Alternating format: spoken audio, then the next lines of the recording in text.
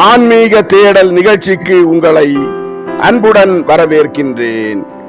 மீட்பரின் காவியம் பாகம் 211 லாசர் இறத்தல் பாகம் 1 நிகழ்ச்சி பற்றி பார்க்கலாம். யோவான் நற்செய்தி அதிகாரம் 11 இறை வார்த்தைகள் 1 முதல் 4 வரை. நிகழ்ச்சிக்கு போகலாம். மரிய மதலேன் மருத்துவரான நிக்கோமிடிஸை பார்த்து, எங்கள் சகோதரரை பற்றி என்ன நினைக்கிறீர்? அவர் மிக மோசமான விதத்தில் வியாதியாய் இருப்பது எங்களுக்கு தெரிகிறது. நீர் என்ன நினைக்கிறீர் என்று எங்களுக்கு சொல்லும் என்றாள். நிக்கோமிடிஸ் மரிய மதலேனை பார்த்து, அவர் மிகவும் நோய்பட்டிருக்கிறார்.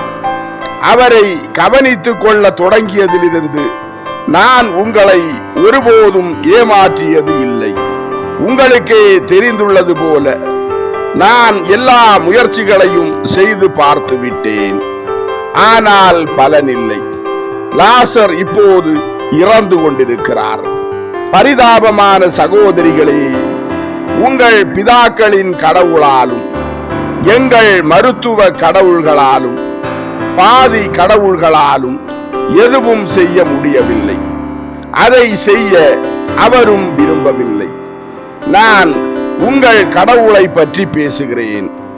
ஆகவே லாசருடைய மரணம் அண்மையில் இருப்பதாக நான் முன்னறிகிறேன். ஒரு மருத்துவன் சொல்வதை நம்புங்கள். நீங்கள் ஏன் அந்த கலிலேயரை கூப்பிடவில்லை? அவர் உங்கள் நண்பர். அவரால் எதுவும் செய்ய முடியும் என்பதால் அவரை குணமாக்க அவரால் முடியும். இறந்து உயிர் பெற்றவர்களையும் குணமாக்கப்பட்டவர்களையும் நான் பரிசோதித்திருக்கிறேன். ஒரு வினோதமான வல்லமை அவரிடமிருந்து கசிந்து வெளியேறுகிறது. அது மீண்டும் உயிர்ப்பித்து சிதறடிக்கப்பட்ட எதிர் செல்களை ஒன்று திரட்டி அவை குணமாக விரும்பும்படி செய்கிற மர்மமான ஒரு திரவமாக இருக்கிறது. நானும் கூட்டத்தோடு கலந்து அவரை பின் சென்றிருக்கிறேன். அதிசயமான காரியங்களை நான் கண்டிருக்கிறேன். அவருக்கு ஆள் அனுப்புங்கள். நான் ஒரு புற ஜாதியான். ஆனாலும் உங்கள் மக்களின் இரகசியமான மந்திரவாதத்திற்கு நான் மரியாதை செலுத்துகிறேன். என்னால் செய்ய முடியாததை அவரால் செய்ய முடிந்ததென்றால் நான் மகிழ்ச்சி அடைவேன் என்றார். மரிய மதலேன் மருத்துவரை பார்த்து, நிக்கோமிடிஸ், அவர் கடவுள். அதனால்தான் அவரால் முடிகிறது. நீர் திரவம் என்று சொல்கிற அந்த வல்லமை அவரது தெய்வ சித்தமாக இருக்கிறது என்றாள். நிக்கோமிடிஸ் மரிய மதலேனை பார்த்து, உன் விசுவாசத்தை நான் பரிகசிக்கவில்லை. அதற்கு மாறாக சாத்தியம் இல்லாத வரம்புகளை எட்டும்படி நான் அதை குத்தி தூண்டுகிறேன். எது எப்படி இருந்தாலும் சில சமயங்களில் கடவுளர்கள் பூமியின் மீது இறங்கி வந்திருக்கிறார்கள் என்று நாம் வாசிக்கிறோம். நான் அதை ஒருபோதும் நம்பியதில்லை. ஆனால் மனிதனுடையவும் மருத்துவனுடைய விஞ்ஞானத்தையும் மனசான்றையும் கொண்டு அது உண்மைதான் என்று நான் ஒப்புக்கொள்ளத்தான் வேண்டும். ஏனென்றால் ஒரு கடவுள் மட்டுமே செய்யக்கூடிய குணமாக்கும் புதுமைகளை அந்த கலிலேயர் செய்கிறார் என்றார். மரிய மதலேன் நிக்கோமிடிஸை பார்த்து, ஒரு கடவுள் அல்ல நிக்கோமிடிஸ், உண்மையான ஒரே கடவுள் என்றாள். நிக்கோமிடிஸ் மரிய மதலேனை பார்த்து, சரி, நீ விரும்புகிறபடி லாசர் இறந்தோரிடமிருந்து உயிர்ப்பதை நான் காண்பேன் என்றால் நான் அவரை விசுவசிப்பேன். அவரை பின் செல்வோரில் ஒருவன் ஆவேன். ஏனென்றால் இப்போது குணப்படுத்துதலுக்கு பதிலாக உயிர்ப்பிக்கப்படுதலை பற்றி தான் நாம் பேச வேண்டும். ஆகவே அவசரமாக அவருக்கு ஆள் அனுப்பு. ஏனென்றால் அதிகம் போனால் அடுத்த 3 நாட்களுக்குள் அவர் மரணம் அடைவார். அதிகபட்சம் என்கிறேன். இன்னும் சீக்கிரமாக கூட அது நடக்கலாம் என்றார். மார்த்தா நிக்கோமிடிஸை பார்த்து, ஓ, அவரை கூப்பிட எங்களால் முடிய வேண்டும் என்று நான் விரும்புகிறேன். ஆனால் அவர் எங்கே இருக்கிறார் என்று எங்களுக்கு தெரியாது என்றாள். நிக்கோமிடிஸ் மார்த்தாவை பார்த்து, அவர் இருக்கும் இடம் எனக்கு தெரியும். அவருடைய சீடர்களில் ஒருவர் எனக்கு சொன்னார். சில நோயாளிகளை அவர் அவரிடம் கூட்டி போய்க் கொண்டிருந்தார்.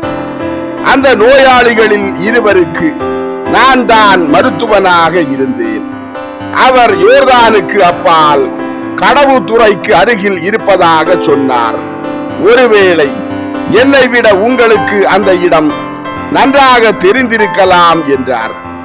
மரிய மதலேன் மார்த்தாவை பார்த்து, அவர் நிச்சயமாக சாலமோனின் வீட்டில்தான் இருக்கிறார் என்றாள். நிக்கோமிடிஸ் மரிய மதலேனை பார்த்து, அந்த இடம் அதிக தூரமா என்று கேட்டார். மரிய மதலேன் நிக்கோமிடிஸை பார்த்து, அதிக தூரம் இல்லை என்றாள். நிக்கோமிடிஸ் மரிய மதலேனை பார்த்து, அப்படியானால் உடனடியாக ஓர் ஊழியனை அனுப்பி அவரை வர சொல்லுங்கள். நான் பிற்பாடு திரும்பி வருவேன். லாசர் மீது அவர் புரியும் செயலை நான் காண இங்கே தங்கியிருப்பேன் என்று சொல்லிவிட்டு வெளியே சென்றார். மருத்துவர் சென்ற பிறகு மார்த்தா மரிய மதலேனை பார்த்து, நாம் என்ன செய்வது மேரி என்று கேட்டாள். மரிய மதலேன் மார்த்தாவை பார்த்து, நாம் குருவுக்கு கீழ்ப்படிவோம். லாசரின் இறப்புக்கு பிறகு தமக்கு ஆள் அனுப்பும்படி அவர் நம்மிடம் சொன்னார். அதையே நாம் செய்வோம் என்றாள். மார்த்தா மரிய மதலேனை பார்த்து, ஆனால் அவர் இறந்துவிட்ட பிறகு குரு இங்கே இருப்பதால் என்ன பயன் இருக்கிறது? அது நம் இருதயங்களுக்கு மட்டும் உதவியாக இருக்கும். நான் ஒத்துக்கொள்கிறேன். ஆனால் லாசரை பொறுத்தவரை என்ன பயன்? நான் அவரை அழைக்க ஒரு வேலைக்காரனை அனுப்ப போகிறேன் என்றாள். மரிய மதலேன் மார்த்தாவை பார்த்து, வேண்டாம், அப்படி செய்தால் அந்த புதுமையை நீ அழித்து விடுவாய். கொஞ்சம் கூட வாய்ப்பே இல்லை என்ற நிலையிலும் கூட நம்மால் விசுவசிக்க முடிய வேண்டும் என்று அவர் சொன்னார். நாம் அப்படி செய்தால் நமக்கு அந்த புதுமை கிடைக்கும். நான் அதில் நிச்சயமாய் இருக்கிறேன். நாம் அப்படி செய்யவில்லை என்றால் கடவுளால் முடிந்ததை விடவும் கூடுதல் நன்றாக நம்மால் செய்ய முடியும் என்ற நம் தகா துணிவோடு கடவுள் நம்மை விட்டு விலகி விடுவார். அவர் நமக்கு எதுவும் தந்தருள மாட்டார் என்றாள். மார்த்தா மரிய மதலேனை பார்த்து, லாசர் எவ்வளவு அதிகம் துன்புறுகிறார் என்பதை நீ பார்க்கவில்லையா? அவர் தன் உணர்வுக்கு வரும்போது குருவை காண அவர் எவ்வளவு ஏங்குகிறார் என்பதை நீ கேட்கவில்லையா? இந்த கடைசி மகிழ்ச்சியை பரிதாபத்திற்குரிய நம் சகோதரனுக்கு மறுத்துவிட நீ விரும்புவாய் என்றால் நீ கடின இருதயம் உள்ளவளாய் இருக்கிறாய். கூடிய சீக்கிரத்தில் நாம் சகோதரன் இல்லாமல் இருப்போம். தந்தை இல்லை, தாய் இல்லை, சகோதரனும் இல்லை. குடும்பம் அழிந்து போகிறது. நாம் பாலை நிலத்தில் உள்ள 2 தாள மரங்களைப் போல தன்னந்தனியாக இருக்கிறோம் என்று சொல்லி பித்து பிடித்தவளை போல தன் முகத்தில் அடித்தாள். தன் தலைமுடியை கலைத்து கொண்டு அழுதாள்.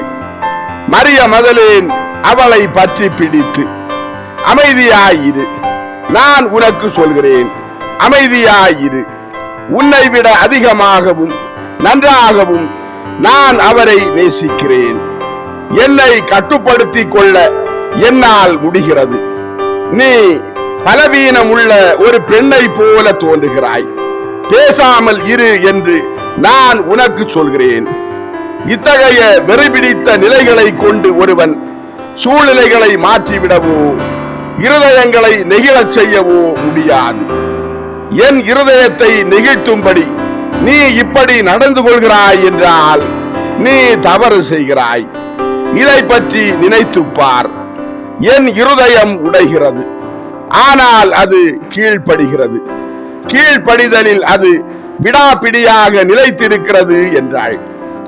மார்த்தா தன் சகோதரியின் பலத்தாலும் அவளுடைய வார்த்தைகளாலும் மேற்கொள்ளப்பட்டவளாக சற்று அமைதி அடைந்தாள். சற்று நேரத்திற்கு பின் மரியா அவள் பக்கம் இல்லாத நேரத்தில் ஒரு வேலைக்காரனை தனியே அழைத்து, நான் சொல்வதை கவனமாய் கேள். அதிவேகமான குதிரை ஒன்றை தெரிந்தெடுத்து ஜெரிகோ சாலையை பிடித்து எங்கும் நிற்காமல், இரவில் கூட எங்கும் தங்காமல் விரைந்து போ. உன் எஜமானரின் உயிர் உன் கைகளில் தான் இருக்கிறது, அது உன் வேகத்தை தான் சார்ந்திருக்கிறது. பெத்தபாரா கடவுத்துறைக்கு போ. ஆற்றை கடந்து யோர்தானுக்கு அப்பால் பெத்தானிக்கு அடுத்துள்ள கிராமத்துக்கு போ. உனக்கு தெரியும், ஸ்நாபக யோவான் தொடக்கத்தில் வழக்கமாக திருமுழுக்கு கொடுத்த இடம் என்றாள். அந்த ஊழியன் மார்த்தாவை பார்த்து, எனக்கு தெரியும், சுத்திகரிக்கப்படுவதற்காக நானும் அங்கே சென்றிருக்கிறேன் என்றான். மார்த்தா அந்த ஊழியனை பார்த்து, குரு அந்த கிராமத்தில் இருக்கிறார், அவர் விருந்தாளியாக இருக்கிற வீட்டை யாரிடம் கேட்டாலும் சொல்வார்கள், தனியாக அவரிடம் மட்டும் பேச வேண்டும் என்று கேள். லாசர் மிகவும் வியாதிப்பட்டிருக்கிறார் என்றும் அவர் இறந்து கொண்டிருக்கிறார் என்றும் இதற்கு மேலும் பொறுத்து கொள்ள எங்களால் முடியவில்லை என்றும் லாசர் அவரை தேடுகிறார் என்றும் தம்மீது பரிதாபப்பட்டு உடனே வருமாறு அவர் அவரை கேட்டுக்கொள்கிறார் என்றும் அவருக்கு அறிவிக்குமாறு உன் எஜமானிகள் உன்னை அனுப்பினார்கள் என்றும் அவரிடம் சொல், புரிந்ததா என்று கேட்டாள். ஊழியன் மார்த்தாவை பார்த்து, ஆம், புரிந்தது எஜமானி என்றான். மார்த்தா ஊழியனை பார்த்து, நீ இங்கு இல்லாததை யாரும் கண்டுபிடிக்காதபடி உடனடியாக திரும்பி வா. உன்னோடு ஒரு விளக்கை எடுத்துக்கொள். இருட்டும் போது அது உனக்கு தேவைப்படும். நானே உனக்கு கொஞ்சம் உணவு கொண்டு வருகிறேன். குதிரைக்கு தேவையான உணவையும் நீ எடுத்துக்கொள். சின்ன கதவருகில் நான் உணவை வைப்பேன்.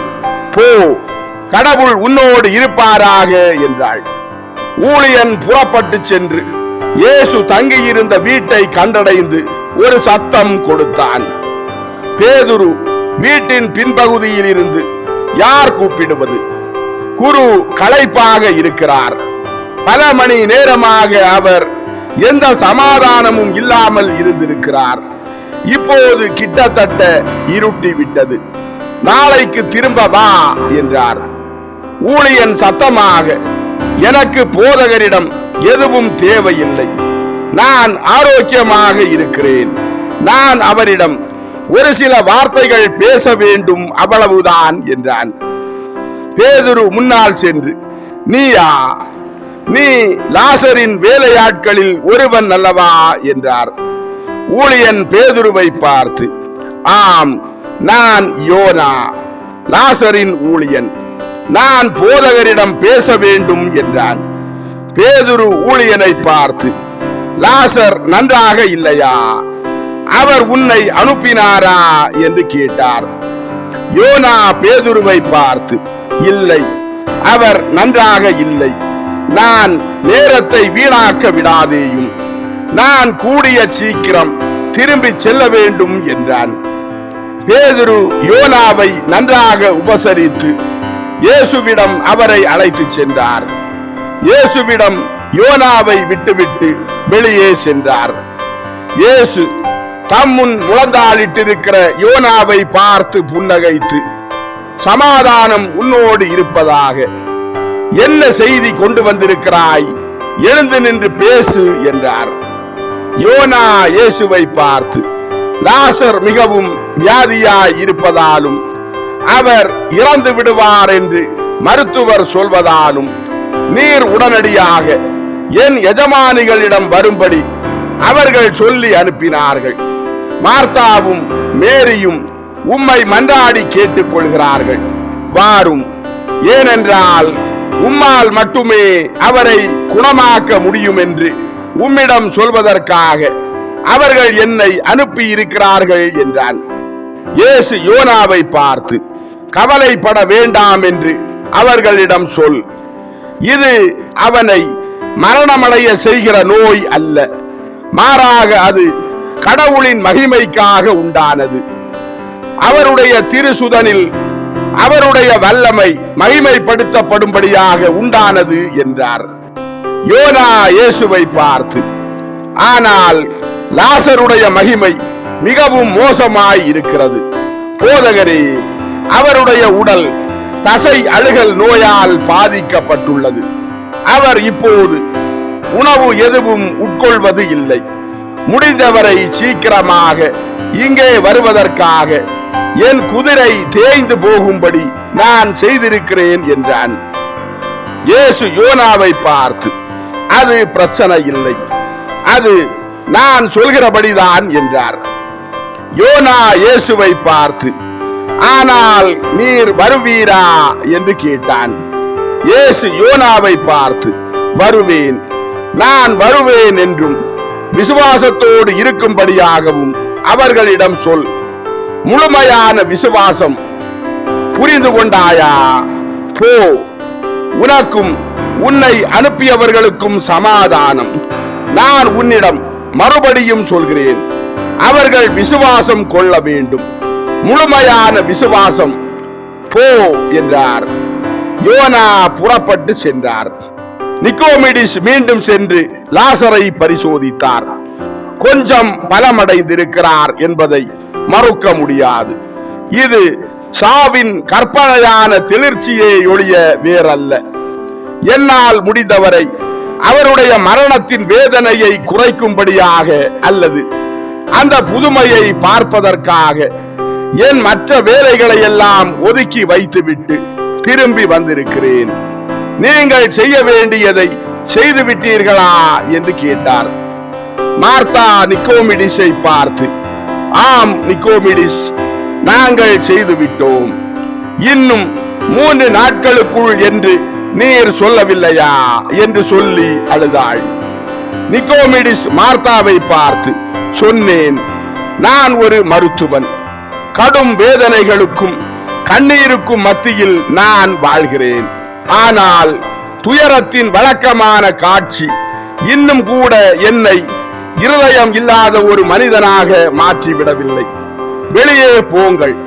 இறக்கிற மனிதர்கள் எந்த அளவுக்கு நாம் பேசுவதை கேட்டு புரிந்து கொள்வார்கள் என்பது நமக்கு தெரியாது என்றார். மார்த்தா நிக்கோமிடிஸை பார்த்து, நாளை வரையிலும் அவர் உயிரோடு இருக்க செய்யும். நீரே பார்ப்பது போல இப்போது கிட்டத்தட்ட இரவாகி விட்டது. நிக்கோமிடிஸ், ஒரு நாளுக்கும் குறைவாக ஒரு மனிதனை உயிரோடு வைத்திருப்பது உங்கள் விஞ்ஞானத்திற்கு ஒரு பிரச்சனை இல்லை. அவரை உயிரோடு இருக்க உதவி செய்யும் என்றாள்.